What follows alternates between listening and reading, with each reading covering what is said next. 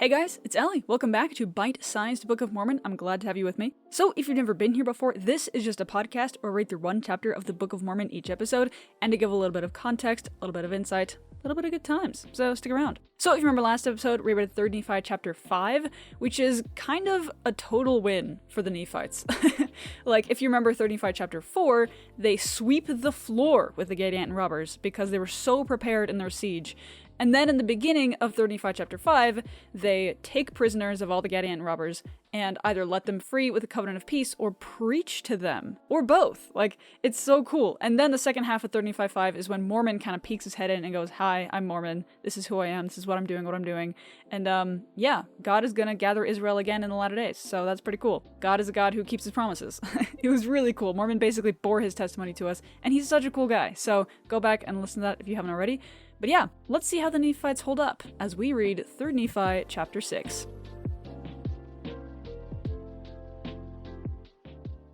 And now it came to pass that the people of the Nephites did all return to their own lands in the 26th year, every man with his family, his flocks and his herds, his horses and his cattle, and all things whatsoever did belong unto them.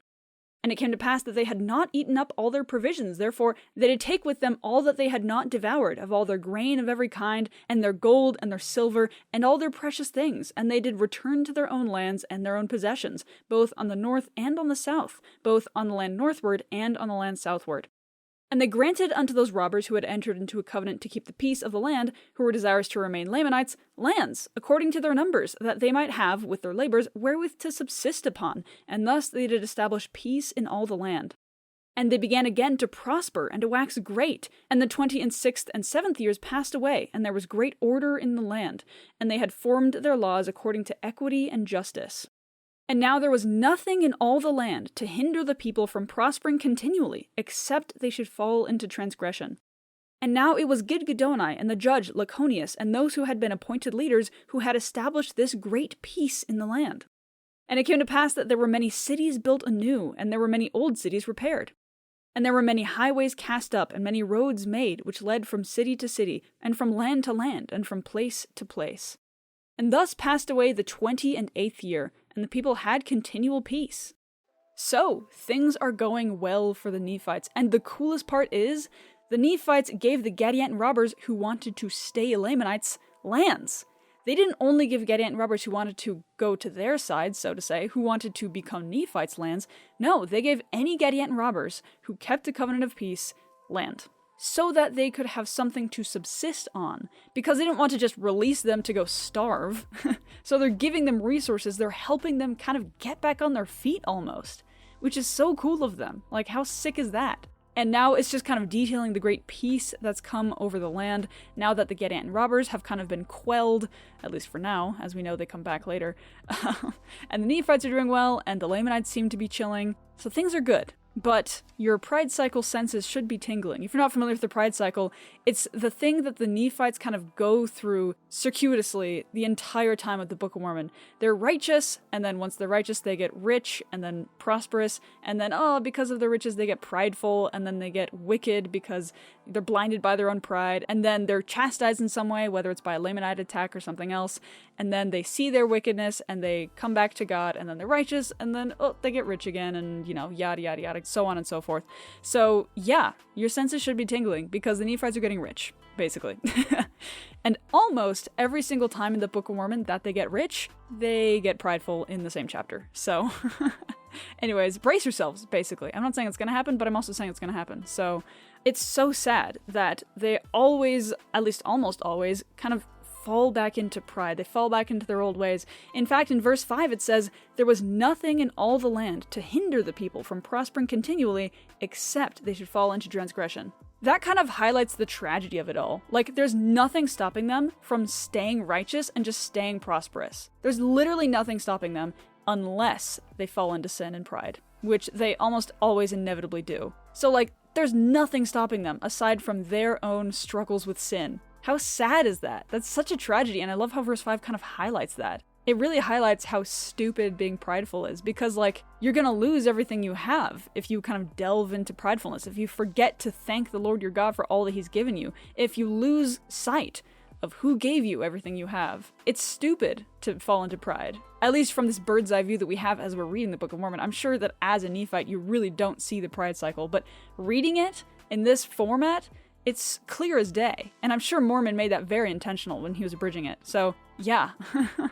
I would say look for the pride cycle in your own life. Try and see, like, when you're doing really well, what habits do you fall into when you aren't struggling with anything? Which, to be fair, most of us are struggling with something almost all the time. But, like, still, if there's nothing huge in your life, what do you fall back on? Do you still pray? Do you still read your scriptures? Do you still keep up those habits if you're not actively struggling? You know, it's something to think about. So, anyways, let's see if the Nephites fall back into their prideful ways, shall we? But it came to pass in the 29th year, there began to be some disputings among the people, and some were lifted up unto pride and boastings because of their exceedingly great riches, yea, even unto great persecutions. For there were many merchants in the land, and also many lawyers and many officers. And the people began to be distinguished by ranks, according to their riches and their chances for learning, yea, some were ignorant because of their poverty, and others did receive great learning because of their riches. Some were lifted up in pride, and others were exceedingly humble. Some did return railing for railing, while others would receive railing and persecution, and all manner of afflictions, and would not turn and revile again, but were humble and penitent before God. And thus there became a great inequality in all the land, insomuch that the church began to be broken up, yea, insomuch that in the 30th year the church was broken up in all the land, save it were among a few of the Lamanites who were converted unto the true faith. And they would not depart from it, for they were firm and steadfast and immovable, willing with all diligence to keep the commandments of the Lord. Now the cause of this iniquity of the people was this: Satan had great power unto the stirring up of the people to do all manner of iniquity, and to the puffing them up with pride, tempting them to seek for power and authority and riches, and the vain things of the world. And thus Satan did lead away the hearts of the people to do all manner of iniquity, therefore they had enjoyed peace but a few years. And thus, in the commencement of the 30th year, the people having been delivered up for the space of a long time to be carried about by the temptations of the devil, whithersoever he desired to carry them, and to do whatsoever iniquity he desired they should, and thus in the commencement of this, the 30th year, they were in a state of awful wickedness. So since I last paused, I've read 7 verses. And the Nephites are not doing well. They, like I said, fall into pride. And then, interestingly, something that comes from their pride and their wickedness is inequality. So the fact that it is pointed out that there is now inequality because there is wickedness implies that there wasn't inequality before, at least not to the point that we have it now in the Nephite society. So, of course, the Nephites aren't ever perfect. Like, I'm sure there is some inequality, but the fact that there's more shows that inequality really is a symptom of wickedness and a symptom of sin. And it's a symptom of the natural man. And, a godly people does their best to bridge that gap and to not separate themselves by ranks, as it says happened in verse 12. So it's interesting that it is only once they decided to separate themselves into ranks that it says the church was broken up. And also, awesomely, in verse 14, it mentions that the Lamanites are some of the only holdouts that stayed in the church, that stayed in the faith, that stayed diligent and steadfast and immovable in the faith of God. The Lamanites are really the MVPs here. And of course, it's not all the Lamanites. It says there was like a small group that stayed in the true faith after all of this breaking up happened, at least among the Nephites. But still, they're cool, and I like them. But there's 2 other points that I want to mention here. First, in verse 13, it mentions that the wicked returned railing for railing, but the humble, because there were still some humble people among the Nephites, would receive railing and persecution and all manner of afflictions, and would not turn and revile again. So the wicked people added to the circle of violence, added to the circle of persecution and hate, by kind of throwing it back at the people who gave it to them, by continuing that cycle of violence and hate. While the humble people, they don't just accept it and suffer, but they do avoid adding to that cycle of hate and violence.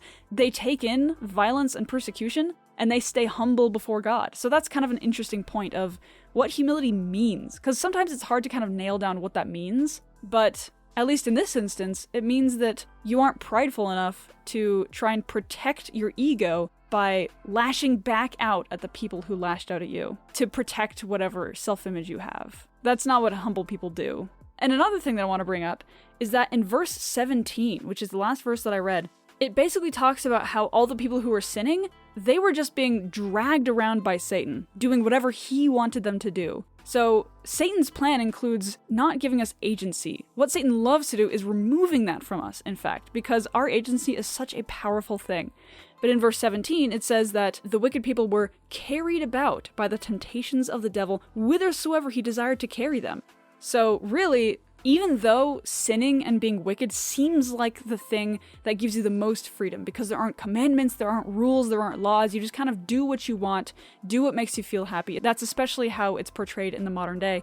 But in reality, opening yourself up to sin and strife gives Satan a foothold in your heart so he can drag you around, so that he can take control of your life away from you, and so that he can make you do whatever he wants. The illusion of having more agency when you leave church standards or church commandments, it's an illusion. Like, I don't know what to tell you. Satan just drags his followers around. He has no wish for them to really gain the power that they're looking for. So, yeah, Satan bad, basically. Now, they did not sin ignorantly, for they knew the will of God concerning them, for it had been taught unto them. Therefore, they did willfully rebel against God. And now it was in the days of Lyconius, the son of Lyconius, for Lyconius did fill the seat of his father, and did govern the people that year. And there began to be men inspired from heaven, and sent forth, standing among the people in all the land, preaching and testifying boldly of the sins and iniquities of the people, testifying unto them concerning the redemption which the Lord would make for his people, or in other words, the resurrection of Christ. And they did testify boldly of his death and sufferings. Now there were many of the people who were exceedingly angry because of those who testified of these things, and those who were angry were chiefly the chief judges, and they who had been high priests and lawyers, yea, all those who were lawyers were angry with those who testified of these things. Now there was no lawyer, nor judge, nor high priest that could have power to condemn anyone to death, save their condemnation was signed by the governor of the land. Now there were many of those who testified of the things pertaining to Christ, who testified boldly, who were taken and put to death secretly by the judges, that the knowledge of their death came not unto the governor of the land until after their death. Now behold, this was contrary to the laws of the land, that any man should be put to death except they had power from the governor of the land. So, bad things are happening. There's secret murders happening by chief judges, authorities of the land. They're going against the governor, who is Lyconius, son of Lyconius, because there aren't enough repeated names in the Book of Mormon, and they're killing people. They're going behind the governor's back just so they can get these prophets that they don't like out of the way. Oh my gosh! The rot is getting higher and higher in Nephite society. Before, if you remember, I believe it was 3 Nephi 3, I was like, hey, even if the Nephites aren't doing amazingly well in terms of being righteous, their leaders are righteous, and that's what's really important. Like, their general and their chief judge, they were righteous, and so the Nephites were generally being led well. So they weren't being led down a bad path. But now we're seeing that the leadership of the Nephites is once again rotting. It is the leadership that is doing the crimes. It is the higher ranks, the lawyers and the chief judges and the high priests, that are the ones that hate the prophets that are coming among them and kill them. Oh my goodness. And also, if you've listened to any of these episodes, you'll know that a principle that I harp on all the time, that the Book of Mormon brings up all the time, is that sin requires some level of intentionality. That you need to know about the rule or standard that you're breaking for it to really be considered a sin. People can still do bad things, but for it to be a proper sin in the eyes of God, there needs to be some knowledge, right? You can't be measured against a standard you didn't know existed. That would be unfair. So that's why verse 18 is terrifying. Because it basically says, they did not sin in ignorance. They knew the will of God concerning them. Therefore, they did willfully rebel against God. So these people are properly sinning. They aren't just like misinterpreting the gospel, misunderstanding it, and getting mad. They're willfully rebelling. So this is really bad, because they know what they're doing, which means that they can be held accountable for it to the fullest extent, which is really bad. So I'm worried for these guys.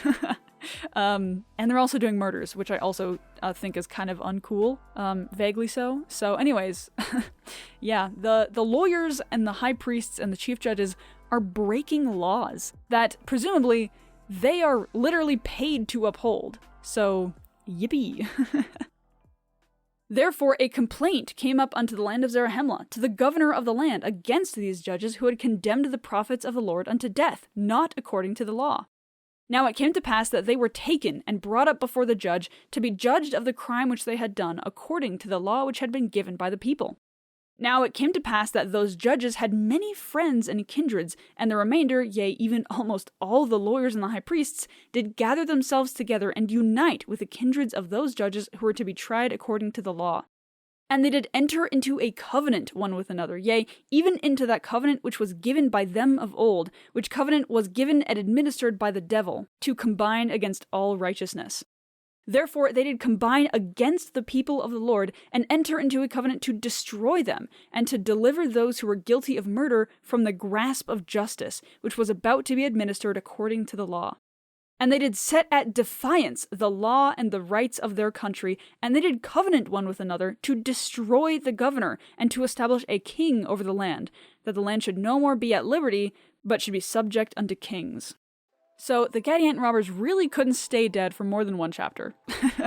Like, they aren't calling themselves Gadianton Robbers, but presumably they're following the pattern that the Gadianton Robbers set up.